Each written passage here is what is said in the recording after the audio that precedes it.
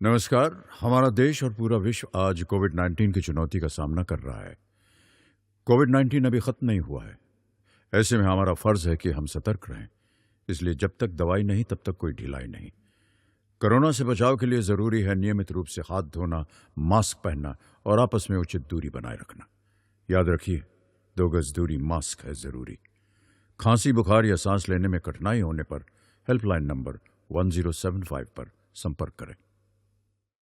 संधि डायोड के VI अभिलक्षण में हम यह देखते हैं कि वह डायोड केवल तभी विद्युत धारा प्रवाहित होने देता है जब वह अग्रदिशिक बायसित होता है। अतः यदि किसी डायोड के सिरों पर कोई प्रत्यावर्ती वोल्टता अनुप्रयुक्त की जाए तो चक्र के केवल उसी भाग में परिपथ में धारा प्रवाहित होगी जब डायोड अग्रदिशिक बायसित होगा। डायोड के इस गुण का उपयोग प्रत्यावर्ती वोल्टता का दिष्टकरण करने में किया जाता है तथा इस कार्य के लिए जिस परिपथ का उपयोग करते हैं उसे दिष्टकारी यानी रेक्टिफायर कहते हैं। दोस्तों, जैसा कि हम जानते हैं कि ट्रांसफार्मर की द्वितीयक कुंडली टर्मिनल A तथा B पर वांछित AC वोल्टता की आपूर्ति करती है। जब A पर वोल्टता धनात्मक होती है तो यहाँ पर लगा डायोड अग्रदिशिक बायसित होता है तथा यह विद्युत धारा का चालन करता है। और जब A पर वोल्टता ऋणात्मक होती है तो डायोड पश्चदिशिक बायसित होता है। और जैसा कि हम जानते हैं कि पश्चदिशिक बायसित होने पर डायोड अपने अंदर विद्युत चालन नहीं करता। इसीलिए AC वोल्टता के धनात्मक अर्धचक्र में लोड प्रतिरोध RL से विद्युत धारा प्रवाहित होगी और हमें कोई निर्गत वोल्टता प्राप्त होगी, परंतु ऋणात्मक अर्धचक्र में विद्युत धारा प्राप्त नहीं होगी। ठीक इसी प्रकार अगले धनात्मक अर्धचक्र में हमें फिर निर्गत वोल्टता प्राप्त होगी। हालांकि यह निर्गत वोल्टता अभी भी परिवर्तनीय होती है, परंतु यह केवल एक ही दिशा में प्रतिबंधित होने के कारण दिष्टकारी यानी रेक्टिफाइड कहलाती है। अब चूंकि हमें AC तरंग के केवल एक ही अर्धचक्र में निर्गत वोल्टता प्राप्त हो रही है, अतः इस परिपथ को अर्ध तरंग दिष्टकारी यानी हाफ वेव रेक्टिफायर कहते हैं। दोस्तों, अब यदि हम इस चित्र में दर्शाए अनुसार परिपथ में 2 डायोडों का उपयोग करें, अब इन दोनों डायोडों के N फलकों को एक साथ संयोजित कर दिया जाता है तथा निर्गत को डायोडों के इस उभयनिष्ठ बिंदु तथा ट्रांसफार्मर की द्वितीयक कुंडली के मध्य बिंदु के बीच प्राप्त किया जाता है। ऐसे में मान लीजिए किसी क्षण मध्य निष्कासी के A पर निवेश वोल्टता धनात्मक है। इससे यह स्पष्ट है कि इस क्षण पर कला असंगत होने के कारण B पर वोल्टता ऋणात्मक होगी, जैसा कि यहाँ इस चित्र में दर्शाया गया है। अतः डायोड D1 अग्रदिशिक बायस होकर विद्युत चालन करता है, जबकि D2 पश्चदिशिक बायस होने के कारण चालन नहीं करेगा। अतः इस धनात्मक अर्धचक्र में हमें एक निर्गत धारा प्राप्त होती है। अब किसी अन्य क्षण पर जब A पर वोल्टता ऋणात्मक हो जाती है तो B पर वोल्टता धनात्मक होगी। इसलिए डायोड D1 चालन नहीं करेगा, लेकिन डायोड D2 चालन करेगा। इस प्रकार निवेशी AC के ऋणात्मक अर्धचक्र में भी हमें निर्गत धारा मिलेगी। इस प्रकार हमें धनात्मक तथा ऋणात्मक दोनों ही अर्धचक्र में यानी कि पूर्ण तरंग के समय निर्गत वोल्टता मिलती है। और दोस्तों, इस दिष्टकरण के लिए प्रयोग किए गए इस परिपथ को पूर्ण तरंग दिष्टकारी यानी फुल वेव रेक्टिफायर कहते हैं। दोस्तों, यहाँ से प्राप्त निर्गत वोल्टता एक दिशिक होती है, परंतु इसका मान स्थायी नहीं होता। इस वोल्टता से DC निर्गत प्राप्त करने के लिए लोड प्रतिरोध RL के श्रेणी क्रम में कोई प्रेरक या पार्श्व क्रम में कोई संधारित्र संयोजित किया जाता है। क्योंकि ये संधारित्र अथवा प्रेरक AC उर्मिकाओं को बाहर फिल्टरन करके शुद्ध DC वोल्टता प्रदान करते हैं, अतः इन संधारित्र या प्रेरकों को फिल्टर कहते हैं। आइए दोस्तों, अब हम एक ऐसे डायोड के बारे में जानेंगे जो मूल रूप से एक संधि डायोड होता है, परंतु इसका विकास विभिन्न अनुप्रयोगों के लिए किया जाता है और इस विशिष्ट प्रयोजन के पीएन संधि डायोड को कहा जाता है जेनर डायोड। तो जैसा कि हमने कहा कि यह एक विशिष्ट प्रयोजन अर्धचालक डायोड है और इसका नाम उसके आविष्कारक सी जेनर के नाम पर रखा गया है। दोस्तों, इस डायोड को भंजन क्षेत्र में पश्चदिशिक बायस में प्रचालित करने के लिए डिजाइन किया गया है तथा इसका उपयोग वोल्टता नियंत्रक के रूप में किया जाता है। दोस्तों, जेनर डायोड का प्रतीक यहाँ इस चित्र में दर्शाया गया है। दोस्तों, जेनर डायोड संधि के P तथा N दोनों फलकों को अत्यधिक अपमिश्रित यानी हेवीली डोप्ड किया जाता है। इसके कारण बनने वाला हासी क्षेत्र अत्यधिक पतला यानी लगभग माइक्रोमीटर की कोटि का होता है।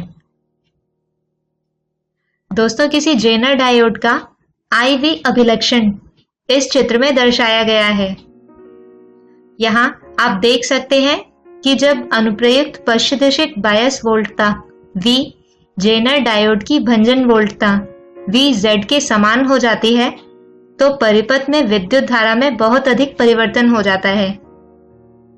जेनर डायोड से प्रवाहित होने वाली धारा में अत्यधिक परिवर्तन होने पर भी जेनर वोल्टता नियत रहती है। जेनर डायोड के इस गुण का उपयोग विद्युत आपूर्तियों की वोल्टताओं को नियंत्रित करने में किया जाता है। आइए अब हम देखते हैं कि किसी वोल्टता नियंत्रक के रूप में जेनर डायोड का उपयोग किस प्रकार किया जाता है। दोस्तों, जैसा कि हम जानते हैं कि किसी दिष्टकारी की निवेश वोल्टता बढ़ती तथा घटती रहती है, तो ऐसा होने पर उसकी दिष्टकृत वोल्टता भी घटती तथा बढ़ती रहेगी। किसी दिष्टकारी के निर्गत से प्राप्त अनियंत्रित डीसी वोल्टता से स्थायी यानी नियत डीसी वोल्टता प्राप्त करने के लिए हम जेनर डायोड का उपयोग करते हैं। किसी जेनर डायोड का उपयोग करके बनाए गए वोल्टता नियंत्रक का विद्युत परिपथ आरेख यहाँ इस चित्र में दर्शाया गया है।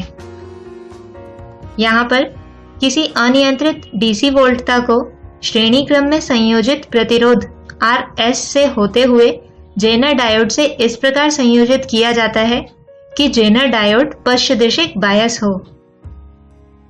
दोस्तों, अब यदि निवेशी वोल्टता में वृद्धि होती है तो RS तथा जेनर डायोड से प्रवाहित विद्युत धारा में भी वृद्धि हो जाती है और जैसा कि हम जानते हैं कि किसी जेनर डायोड के भंजन क्षेत्र में जेनर वोल्टता नियत रहती है, फिर चाहे वहां पर जेनर डायोड से प्रवाहित धारा में परिवर्तन ही क्यों ना हो। तो यानी यहाँ पर भी डायोड के सिरों पर वोल्टता में कोई भी परिवर्तन हुए बिना ही RS के सिरों पर वोल्टता में वृद्धि हो जाती है। इसी प्रकार यदि निवेशी वोल्टता घटती है तो RS तथा जेनर डायोड से प्रवाहित विद्युत धारा भी घट जाती है। जेनर डायोड के सिरों पर वोल्टता में कोई परिवर्तन हुए बिना और यहाँ पर फिर से RS के सिरों पर विभव घट जाता है। इस प्रकार निवेशी वोल्टता में होने वाली किसी कमी अथवा वृद्धि के कारण जेनर डायोड के सिरों पर वोल्टता में कोई परिवर्तन नहीं होता, जबकि RS के सिरों पर कमी अथवा वृद्धि हो जाती है। इस प्रकार हमें जेनर डायोड के पार्श्वक्रम में लगे किसी लोड प्रतिरोध से नियत वोल्टता प्राप्त होती है, यानी कि जेनर डायोड इस परिपथ में एक वोल्टता नियंत्रक की भांति कार्य करता है। दोस्तों, फोटो डायोड एक विशिष्ट प्रयोजन पीएन संधि डायोड है जिसमें एक पारदर्शी खिड़की होती है जिससे प्रकाश किरणें डायोड पर पड़ सकती हैं। यह डायोड पश्चदिशिक बायस में प्रचालित होता है। जब किसी फोटो डायोड पर कोई फोटोन जिसकी ऊर्जा h न्यू द्वारा दर्शाई जाती है और यह ऊर्जा अर्धचालक के ऊर्जा अंतराल अर्थात EG से अधिक होती है, ऐसे फोटोन से प्रदीप्त किया जाता है तो फोटोनों के अवशोषण के कारण इलेक्ट्रॉन होल के युग्म उत्पन्न होते हैं। यह डायोड इस प्रकार बनाए जाते हैं कि इलेक्ट्रॉन तथा होल के युग्मों का जनन डायोड के हासी क्षेत्र यानी डिप्लीशन रीजन या इसके समीप हो दोस्तों यहाँ पर संधि के विद्युत क्षेत्र के कारण इलेक्ट्रॉन तथा होल पुनः संयोजन से पूर्व ही पृथक हो जाते हैं और विद्युत क्षेत्र की दिशा इस प्रकार होती है कि इलेक्ट्रॉन n फलक पर तथा होल p फलक पर पहुंच जाते हैं, जिसके कारण EMF उत्पन्न होता है। और दोस्तों, जब इसके साथ कोई बाह्य लोड संयोजित कर देते हैं तो विद्युत धारा प्रवाहित होने लगती है। इस प्रकाश विद्युत धारा का परिमाण आपतित प्रकाश की तीव्रता के अनुक्रमानुपाती होता है। दोस्तों, किसी फोटोडायोड का उपयोग प्रकाशिक सिग्नलों के संसूचन के लिए प्रकाशक संसूचक यानी फोटो संसूचक की भांति किया जाता है। आइए अब जानते हैं एक दूसरे प्रकार के फोटो इलेक्ट्रॉनिक युक्ति प्रकाश उत्सर्जक डायोड यानी लाइट एमिटिंग डायोड को। दोस्तों, यह डायोड एक अत्यधिक अपमिश्रित पीएन संधि डायोड होता है जो अग्रदिशिक बायस में स्वतः विकिरणों का उत्सर्जन करता है। यह डायोड पारदर्शी आवरण में बंद होता है ताकि इसके द्वारा उत्सर्जित विकिरण बाहर आ सके। जब डायोड अग्रदिशिक बायसित होता है तो इलेक्ट्रॉन n क्षेत्र से p क्षेत्र की ओर तथा होल p क्षेत्र से n क्षेत्र की ओर भेजे जाते हैं। यहाँ पर संधि की सीमा पर अल्पांश वाहकों की सांद्रता साम्यावस्था की सांद्रता यानी जब यहाँ पर कोई बायस नहीं था इसकी तुलना में अधिक हो जाती है। इस प्रकार संधि सीमा के दोनों फलकों पर अल्पांश वाहकों की अधिकता हो जाती है जो संधि के निकट वाहकों के साथ पुनर्योजित हो जाते हैं। दोस्तों, पुनर्योजित यानी रिकॉम्बिनेशन होने पर फोटोन के रूप में ऊर्जा मुक्त होती है और यह उत्सर्जित फोटोन की ऊर्जा बैंड अंतराल के बराबर अथवा इससे कुछ कम होती है। जब डायोड की अग्रदिशिक धारा अल्प होती है तो उत्सर्जित प्रकाश की तीव्रता भी कम होती है और जैसे जैसे अग्रदिशिक धारा में वृद्धि होती जाती है प्रकाश की तीव्रता में भी वृद्धि होती जाती है और यह अधिकतम हो जाती है। इसके आगे अग्रदिशिक धारा में अधिक वृद्धि होने पर प्रकाश की तीव्रता घटने लगती है। दोस्तों, प्रकाश उत्सर्जक डायोडों यानी LED को इस प्रकार बायसित किया जाता है कि इनकी प्रकाश उत्सर्जन दक्षता अधिकतम हो। दोस्तों, LED का VI अभिलक्षण किसी सिलिकॉन की संधि डायोड के अभिलक्षण के समान ही होता है, परंतु इनकी देहली वोल्टता तुलना में कहीं अधिक तथा प्रत्येक वर्ण के लिए थोड़ी भिन्न होती है। ऐसे LEDs जो लाल, पीला, नारंगी, हरा तथा नीला प्रकाश उत्सर्जित कर सकते हैं बाजारों में आसानी से उपलब्ध होते हैं।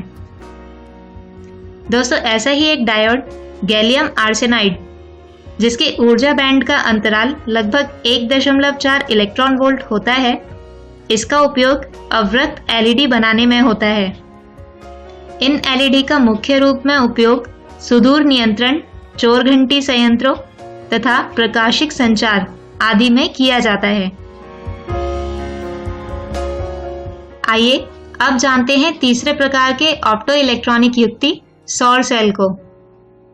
दोस्तों, सौर सेल मूल रूप में एक ऐसी पीएन संधि होती है जो सौर विकिरणों के आपतित होने पर EMF उत्पन्न करती है।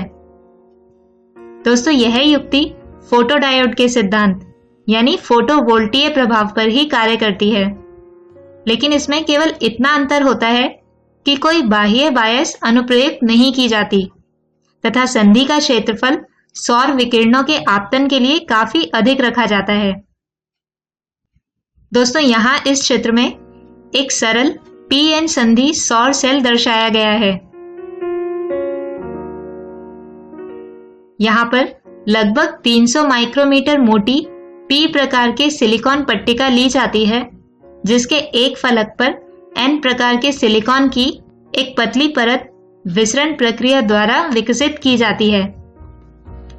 पी प्रकार के सिलिकॉन की पट्टिका के दूसरे फलक पर कोई धातु का लेपन किया जाता है तथा एन प्रकार के सिलिकॉन की सतह के शीर्ष पर धातु फिंगर इलेक्ट्रोड अथवा धात्विक ग्रिड निक्षेपित किया जाता है ताकि सेल पर प्रकाश शीर्ष से आपतित हो सके।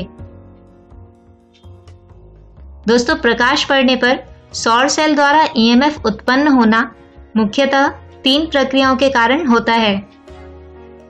पहला है जनन। दोस्तों, जैसे कि हम जानते हैं कि संधि के निकट प्रकाश के कारण यहाँ पर इलेक्ट्रॉन तथा होल युग्मों का जनन होता है। दूसरी प्रक्रिया कहलाती है पृथक्कन। फासी क्षेत्र यानी डिप्लीशन रीजन के विद्युत क्षेत्र के कारण इलेक्ट्रॉनों व होलों को पृथक किया जाता है। यहाँ पर प्रकाश जनित इलेक्ट्रॉन n फलक की ओर तथा होल p फलक की ओर चलते हैं। और तीसरी प्रक्रिया है संग्रह, अर्थात n फलक पर पहुंचने वाले इलेक्ट्रॉन अग्र संपर्क द्वारा संग्रह किए जाते हैं तथा p फलक पर पहुंचने वाले होल पश्च संपर्क द्वारा संग्रह किए जाते हैं। इस प्रकार p फलक धनात्मक तथा n फलक ऋणात्मक हो जाता है, जिसके फलस्वरूप फोटोवोल्टता उत्पन्न होती है। दोस्तों, सौर सेलों का उपयोग उपग्रहों में उपयोग होने वाली इलेक्ट्रॉनिक युक्तियों, अंतरिक्ष यानों तथा कुछ कैलकुलेटरों की विद्युत आपूर्ति के लिए किया जाता है। दोस्तों, पिछले सभी वीडियो में समझाई गई युक्तियों में वोल्टता तथा विद्युत धारा परिवर्तनीय वोल्टता तथा धाराओं के रूप में थे। इस प्रकार के सिग्नलों को संतत अथवा अनुरूप सिग्नल यानी एनालॉग सिग्नल कहते हैं। दोस्तों, इसके अतिरिक्त सिग्नल को एक स्पंद तरंग के रूप में भी दर्शाया जा सकता है, जिसमें वोल्टता के केवल विविक्त मान ही संभव होते हैं। इस प्रकार के सिग्नलों को निरूपित करने के लिए द्विधारी अंकों यानी बाइनरी नंबर्स का उपयोग होता है। द्विधारी अंकन प्रणाली में केवल 2 ही अंक 0 तथा 1 होते हैं। यहाँ पर 0 का अर्थ 0 वोल्टता तथा 1 का अर्थ 5 वोल्टता से है। इस प्रकार के सिग्नलों को अंकीय सिग्नल यानी डिजिटल सिग्नल कहते हैं। दोस्तों, अंकक इलेक्ट्रॉनिकी के प्रथम चरण को समझने के लिए कुछ मूलभूत रचना खंडों का उपयोग किया जाता है, जिन्हें लॉजिक गेट कहते हैं। लॉजिक गेटों का उपयोग कैलकुलेटरों, अंकीय घड़ियों, कंप्यूटरों, रोबोट, औद्योगिक नियंत्रण प्रणालियों तथा दूरसंचारों में किया जाता है। तो आइए समझते हैं इन लॉजिक गेट को। दोस्तों, गेट एक ऐसा अंकीय परिपथ यानी डिजिटल सर्किट होता है जो निवेशी तथा निर्गत वोल्टताओं के बीच किसी निश्चित तार्किक संबंध का पालन करता है। इसलिए व्यापक रूप में इन्हें लॉजिक गेट कहते हैं। गेट कहने का कारण यह है कि ये सूचना के प्रवाह को नियंत्रित करते हैं। दोस्तों, व्यापक रूप में उपयोग किए जाने वाले 5 लॉजिक गेट कुछ इस प्रकार से हैं: नॉट, एंड, और, नैंड तथा नॉर। प्रत्येक लॉजिक गेट को किसी प्रतीक द्वारा दर्शाया जाता है तथा इनके प्रकार्य को एक सत्यमान सारणी द्वारा परिभाषित किया जाता है। इसके अतिरिक्त इन लॉजिक गेटों को अर्धचालक युक्तियों का उपयोग करके बनाया जाता है। तो आइए जानते हैं कि ये गेट किस प्रकार कार्य करते हैं। सबसे पहला है नॉट गेट। दोस्तों, यह सर्वाधिक मूलभूत गेट है जिसमें केवल एक निवेश तथा एक निर्गत होता है। यहाँ यदि निवेश 0 है तो इसका निर्गत 1 होता है, और यदि निवेश 1 है तो निर्गत 0 प्राप्त होता है। अर्थात यह किसी निवेश का अपने निर्गत पर व्युत्क्रम उत्पन्न करता है। और दोस्तों, यही कारण है कि इसे उत्क्रमक या प्रतिलोमक भी कहते हैं। यहाँ इस चित्र में इसका प्रतीक दर्शाया गया है तथा इसकी सत्यमान सारणी कुछ इस प्रकार से होती है।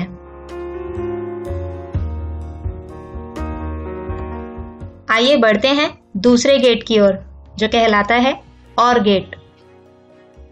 दोस्तों, किसी और गेट के एक निर्गत के साथ 2 या अधिक निवेश होते हैं।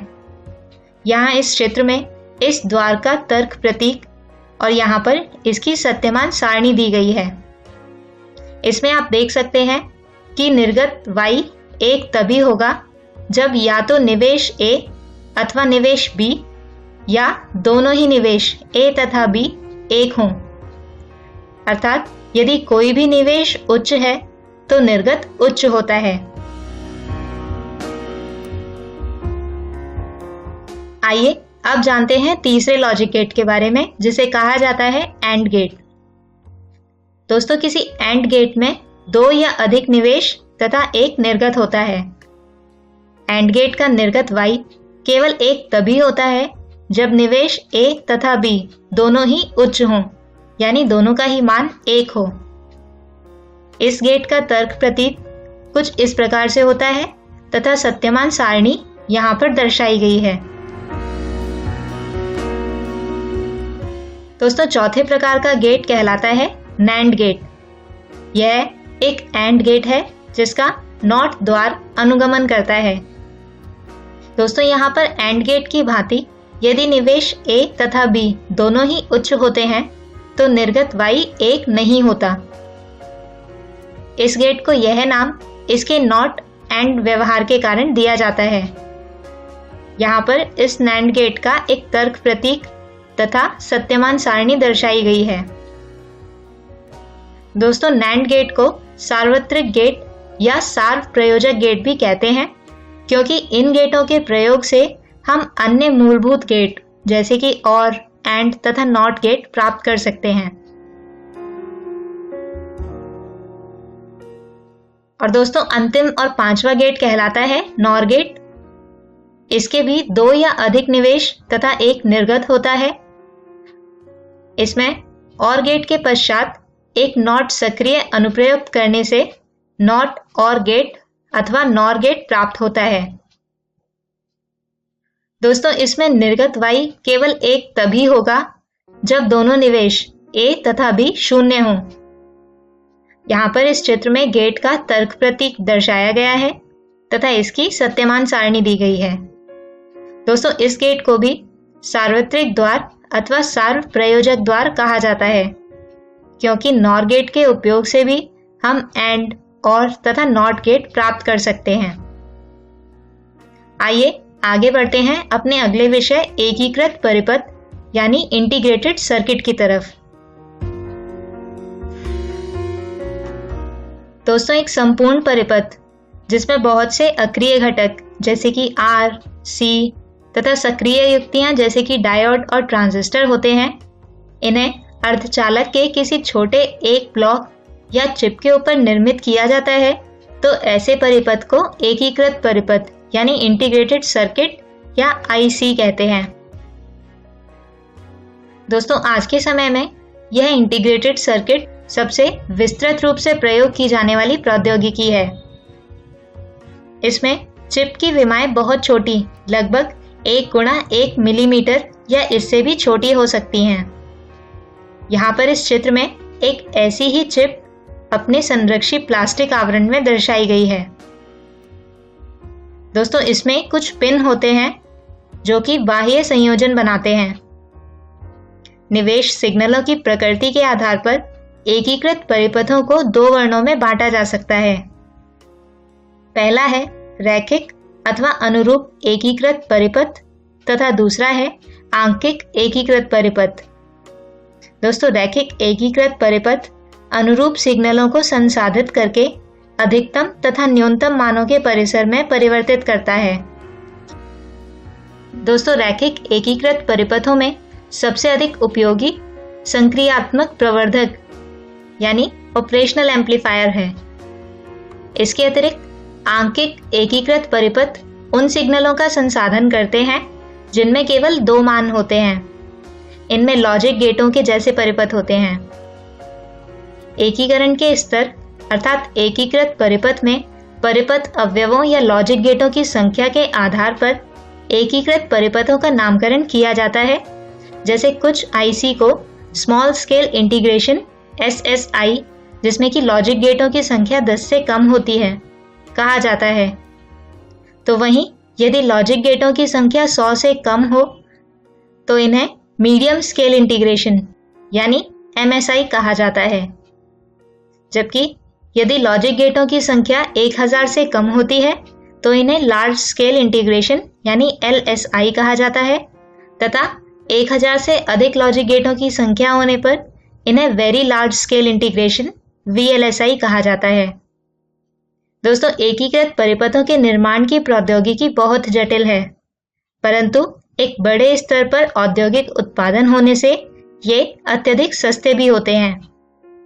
दोस्तों, इसी विषय के साथ हम खत्म करते हैं हमारा आज का ये वीडियो। किशोर अवस्था संबंधित समस्याओं के परामर्श हेतु समर्पित उमंग किशोर हेल्पलाइन के टोल फ्री नंबर 144225 पर संपर्क करें।